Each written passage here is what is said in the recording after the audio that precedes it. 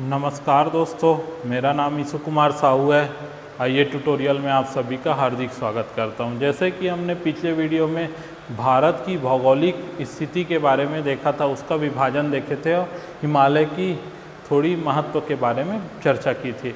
आज हम देखेंगे भारत में आज हम देखेंगे हिमालय के उत्पत्ति के बारे में देखेंगे। उत्पत्ति संबंधित सिद्धांत, हिमालय के उत्पत्ति संबंधित सिद्धांत। ऐसे तो बहुत सारे सिद्धांत हैं। हिमालय क्या है? एक वलित पर्वत है। वलित पर्वत की उत्पत्ति के बहुत सारे सिद्धांत हैं। उसमें से कुछ सिद्धांत जैसे कि कोबर का भूसन्नति सिद्धांत है, उसके बाद होन्स का संवहन तरंगी सिद्धांत है, उसके बाद जेफ्रीज का तापी संकुचन सिद्धांत है, जेली का रेडियो एक्टिव सिद्धांत है और आधुनिक का क्या है? प्लेट टेक्टोनिक थ्योरी है। उसके बाद अगर आप देखोगे तो अर्गांड का क्या है? भूसन्नति सिद्धांत है। सुवेस का क्या है? भूसन्नति सिद्धांत है। यह सब सिद्धांत क्या है? जो है वलित पर्वत की उत्पत्ति के बारे में दर्शाता है। लेकिन हम भारत के भूगोल के बारे में पढ़ रहे हैं, तो भारत के भूगोल के बारे में पढ़ रहे हैं, इस कारण क्या है? हमको कोबर के भूसन्नति सिद्धांत और जो है आधुनिक का जो प्लेट टेक्टोनिक थ्योरी है, ये दोनों सिद्धांतों को हमको भारत के भूगोल के अंतर्गत इसको पढ़ना है। अब हम देखते हैं कोबर के भूसन्नति सिद्धांत के बारे में। कोबर एक क्या था? जर्मन वैज्ञानिक था। इन्होंने क्या किया था? जो भूसन्नति से क्या हुआ था, जो पर्वत निर्माण था उसके उत्पत्ति के बारे में जो सिद्धांत दिया था, उसे कोबर की भूसन्नति का सिद्धांत कहा जाता है। जैसे कि इसने क्या कहा था? जैसे जितने भी विश्व में वलित पर्वत है, वलित पर्वत के सिद्धांत को दिया था इसने। और वलित पर्वत के सिद्धांत में यह कहा था कि जैसे जहाँ भी विश्व में वलित पर्वत है, वहाँ पहले क्या हुआ करता था? वहाँ पे कोई भूसन्नति थी। जब उसको दबाया गया तब वह क्या हो गया? पर्वत के रूप में स्थापित हो गया। इसे ही भूसन्नति का सिद्धांत कहा जाता है, जो जर्मन वैज्ञानिक कोबर ने दिया था। इसी कारण यह क्या कहते हैं? जो भूसन्नति को पर्वतों को पालना कहा जाता है। इसके द्वारा जो भूसन्नति है उसे क्या बोला जाता है? पर्वतों का पालना कहा जाता है। अब अगर हम देखें भूसन्नति के बारे में कि होता क्या है भूसन्नति, उसके बारे में देखें तो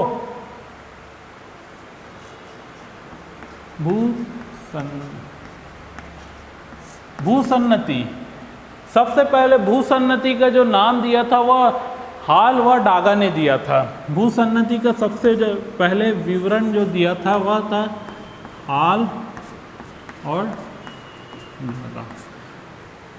भूसन्नति का सबसे पहले हाल और डागा ने परिभाषित किया था।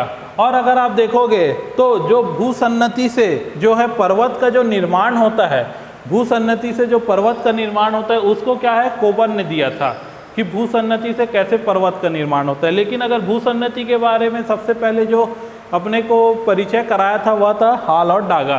क्या होता है भूसन्नति, इसको देखते हैं। जैसे कि होता क्या है, जैसे यह एक तरह से छिछला सागर होता है। छिछला सागर बोले तो जिसकी जो गहराई रहेगी वह कम रहेगी और जो लंबाई रहेगी वह ज़्यादा रहती है, उसे क्या बोला जाता है? छिछला सागर बोला जाता है। और छिछला सागर को ही क्या करते हैं? भूसन्नति कहा जाता है। और छिछले सागर में क्या होता है? जो नदियाँ रहती हैं, जैसे इस प्रकार से मान के चलिए आप, ये इसकी गहराई है वह कम है, ये क्या है? भूखंड है।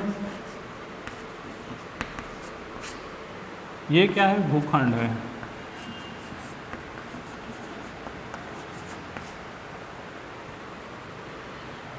भूखंड है और यहाँ पे क्या है? छिछला सागर। क्या होता है? नदियाँ यहाँ पे ला के अवसादों को पाटती है। अर्थात आप अगर देखोगे नदी और पर्वत, जो पानी और पर्वत का क्या काम होता है उसको अगर आप देखोगे तो यह क्या करता है? पूरे विश्व को बराबर करना चाहते हैं।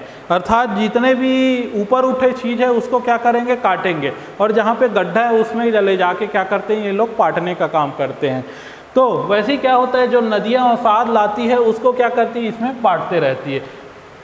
इसे ही क्या बोला जाता है? यही। और ये क्या रहता है? जो कम गहराई का और लंबा जो सागर रहता है उसे क्या बोला जाता है? भूसन्नति या छिछला सागर बोला जाता है। अब क्या होता है? जैसे कोबर के अनुसार देखते हैं कि होता क्या है एक्चुअल में, हिमालय की उत्पत्ति कैसे हुई इसको देखते हैं थोड़ा सा। तो क्या था पहले, अपने को पता है कि मैंने पिछले वीडियो में बता चुका हूँ कि क्या था पहले पृथ्वी में एक जलमंडल था और एक स्थल मंडल था। स्थल मंडल का नाम क्या दे दिया गया, पेंजिया दे दिया गया, और जलमंडल का नाम क्या दे दिया गया, पैंथालासा दे दिया गया। जब पेंजिया में विखंडन होता है, पेंजिया में जब विखंडन होता है तो वह दो भागों में टूट जाती है। पेंजिया में जब विखंडन होता है तब वह क्या होता है, दो भागों में टूट जाती है। इससे क्या बनता है, एक गोंडवाना लैंड का निर्माण होता है, एक लॉरेशियन लैंड का निर्माण होता है, गोंडवाना लैंड और लॉरेशियन लैंड। और जो प्रायद्वीपीय जो भारत है वह क्या है, गोंडवाना लैंड का हिस्सा था। यह सब चीज़ हम पिछले वीडियो में देख चुके हैं। तब क्या होता है, जब प्रायद्वीपीय जो भारत है, अब क्या हुआ है, जैसे यहाँ पे पेंजिया में विखंडन हुआ है तो यहाँ पे क्या है, जो पानी है वो आके भर गई है यहाँ पे इस क्षेत्र में। तो क्या हुआ है, इसे ही क्या बोल दिया गया, छिछला सागर। छिछला सागर, इसे क्या, कौन सा सागर का नाम दिया गया, टेथिस सागर का नाम दिया गया। यह टेथिस छिछला सागर है, ठीक है। टेथिस भूसन्नति है, इसको और भी नाम है, टेथिस भूसन्नति भी बोला जाता है, टेथिस सागर भी बोला जाता है, टेथिस छिछला सागर भी आप बोल सकते हो। तो क्या होता है, जब अंगारा और गोंडवाना लैंड में विभक्त होता है पेंजिया, तब क्या होता है, टेथिस सागर का निर्माण होता है। अब होता क्या है, यहाँ पे जो नदियाँ क्या करेगी, अपना काम करेगी, फिर अवसाद को ला के पाटती है, तो यह काम चलते रहता है। अब होता क्या है, जैसे प्रायद्वीपीय भारत है वह क्या है, गोंडवाना लैंड का हिस्सा था। यहाँ से जब प्रायद्वीपीय भारत जो है अलग होकर उत्तर पूर्व में जब गति करती है और लॉरेशियन प्लेट से जब लॉरेशियन से टकराती है, तब हिमालय की उत्पत्ति होती है। ये चीज़ तो अपने को पता है। तो होता क्या है, पहले अपन कोबर के सिद्धांत को देख लेते हैं, उसका सिद्धांत बोलता क्या है, फिर उसके बाद हम हिमालय की उत्पत्ति उसके हिसाब से देखेंगे। जैसे वह क्या करता है, जैसे यहाँ पे छिछला सागर है, ये छिछला सागर है। छिछला सागर में क्या होता है, अब नदियाँ क्या कर रही है, अवसाद को ला के जो है पाट रही है। ये अवसाद है, इसको क्या कर रही है, वो पाट रही है। तो होता क्या है, यहाँ पे क्या होता है, वेटेज बढ़ जाती है। ये क्या है, भूखंड है, और ये क्या है, छिछला सागर। तब क्या होता है, यहाँ पास का जो वेटेज बढ़ जाता है, और क्या होता है, यह नीचे अंदर धंसने लग जाती है। वेट के कारण क्या हुआ, यहाँ पे अवसाद ला के पाटी नदियाँ, उसके बाद यहाँ का वेट बढ़ गया, तो क्या हो गया, यह नीचे की ओर धंसने लग गया, कुछ इस प्रकार से।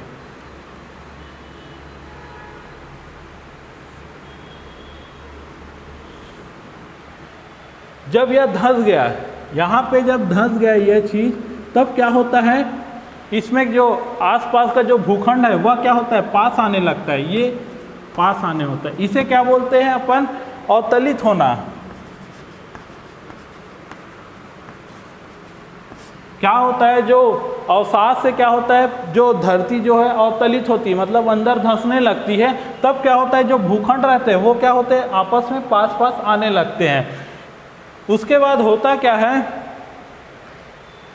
जब यह पास आने लगते हैं, फिर यह और अंदर धंसने लगती, और अंदर धंसने लगती, तब क्या होता है, इसमें जो है संकुचित बल अत्यधिक हो जाता है। क्या होता है, ये जब अंदर जाते हैं तब क्या होता है, इसमें संकुचित बल और अत्यधिक हो जाता है। संकुचित बल अत्यधिक होने के कारण क्या होता है, जो अवसाद है, अवसाद जो है यहाँ पे अवसाद रहता है, वह क्या होता है, दबने लगता है। तो दबने लगता है तो क्या होता है, जो इसके जो कॉर्नर क्षेत्र है, भूखंड का जो कॉर्नर क्षेत्र है, वहाँ पे क्या होता है, वलन पड़ने लग जाता है। जो भूखंड का कॉर्नर क्षेत्र होता है वहाँ पे क्या होता है, वलन पड़ने लग जाता है, जिससे क्या होता है, एक वलित पर्वत का निर्माण होता है। और जो बीच का क्षेत्र है, जो बीच का क्षेत्र है वह उतना ऊपर नहीं उठ पाता है, जितना ये किनारे का जो क्षेत्र है वह ज़्यादा ऊपर उठ जाता है और वलित पर्वत का रूप ले लेते हैं। लेकिन बीच का क्षेत्र जो है उतना ऊपर नहीं उठ पाता, तो वह क्या है, पठार के रूप में विकसित हो जाता है। इसे ही कोबर का सिद्धांत कहा जाता है। इसे ही जो है यह सिद्धांत जो दिया है कोबर ने दिया है। अब अगर हम देखें इसको हिमालय की उत्पत्ति के हिसाब से, तो क्या होता है, जो ये भूखंड था, ये वाले भूखंड को ये छिछला सागर, ये भूखंड जो था अपना भारतीय भूखंड था।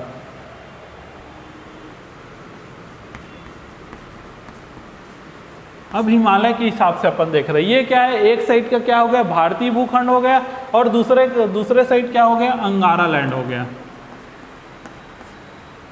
अंगारा लैंड हो गया। या फिर इसे को क्या बोल सकते हैं अपन दूसरे शब्दों में,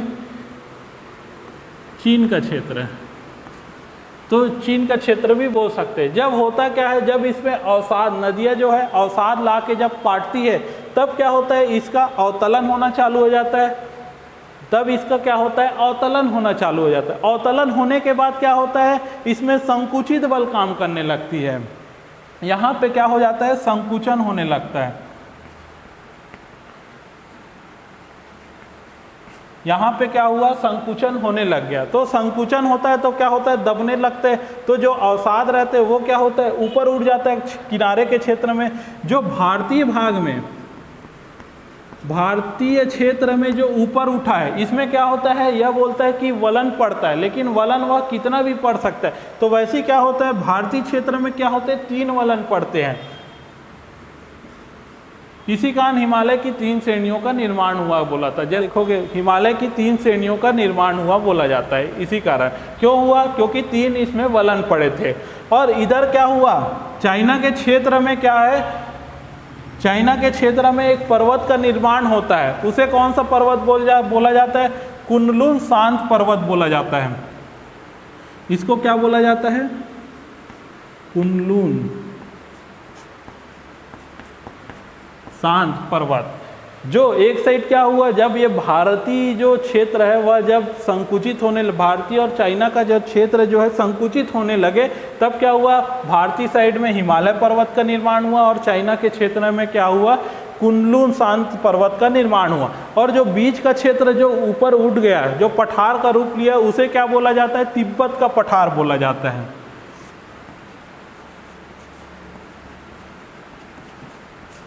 इसे क्या बोला जाता है, तिब्बत का पठार। तो इस तरह से क्या है, इन्होंने वर्णन किया है हिमालय के बारे में कि हिमालय की उत्पत्ति कुछ इस प्रकार से हुई। अब यह जो सिद्धांत दिए हैं उसमें कुछ क्या है, दोष भी हैं। जैसे कि आप देखोगे हर जगह जो है, वलित पर्वत में क्या है, 2 पर्वत का निर्माण नहीं हुआ है। हर पर्वत के बीच में एक पठार का निर्माण नहीं हुआ, यह भी एक इसका दोष है। और तीसरा चीज़ अगर आप देखोगे तो संकुचित बल का जो बताया गया है वह उसका मान उतना नहीं, मतलब जितना बल यह बता रहे हैं संकुचित बल के बारे में, वह उतने बल में किसी पर्वत का निर्माण होना संभव नहीं है। तीसरा चीज़ यह हो गया। अब चौथा चीज़ अगर आप देखोगे तो क्या हो रहा है, यह जब इसमें अवसाद ला के पाट रही है नदियाँ, तब क्या हो रहा है, यह नीचे धंस रही है। लेकिन नीचे में तो मैग्मा है, नीचे में मैग्मा होने के कारण क्या है, वह उतना अंदर नहीं धंस पाएगा। तो यह सब चीज़ कारणों से क्या होता है, इस सिद्धांत की कमजोरियां बताई जाती है, जिसको क्या है, प्लेट टेक्टोनिक थ्योरी जो है पूरा करती है। तो अगले वीडियो में हम प्लेट टेक्टोनिक थ्योरी के बारे में देखेंगे, जिससे हिमालय की उत्पत्ति देखेंगे। तब तक ले लिए धन्यवाद।